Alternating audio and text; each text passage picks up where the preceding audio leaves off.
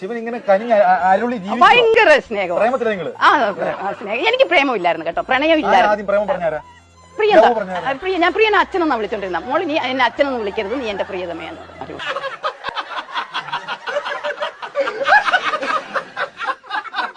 ഈ പാമ്പായിട്ടൊക്കെ വരുമോ? പാമ്പായി ചിലർ പറയും താങ്കളുടെ കണ്ണിൽ പാമ്പ് നിൽക്കുന്നത് അറിയുന്നത്. പിന്നെ ജ്ഞാനികളെല്ലാം കാണുമ്പോൾ തിരുവണ്ണാമലയിൽ വന്ന് എനിക്ക് സല്യൂട്ട് അടിക്കും. എനിക്കറിയാം സല്യൂട്ട് കൊടുത്തത് ശിവൻ പ്രിയനാണെന്ന് എനിക്കറിയാം. അത് ഞാൻ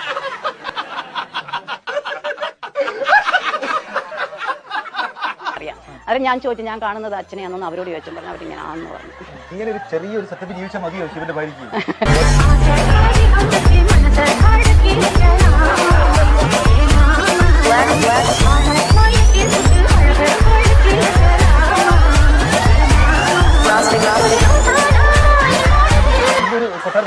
അങ്ങനെ ആക്കുമെന്നാ പറഞ്ഞേക്കുന്നത്. നിന്നെ തേടി ആള് വരും. അന്നേരം എനിക്ക് നമ്മളിവിടെ ഭൂമിയിൽ രണ്ടുപേരും ഒന്നിച്ച് ജീവിച്ചതിന് നീ കൈലാസം പണിയണം.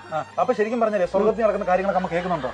എനിക്ക് കാത് തീരേണ്ടതായി കഴിഞ്ഞ് കണ്ണ് ഈ 3 കോടി ദേവറുകളെയും കണ്ടു.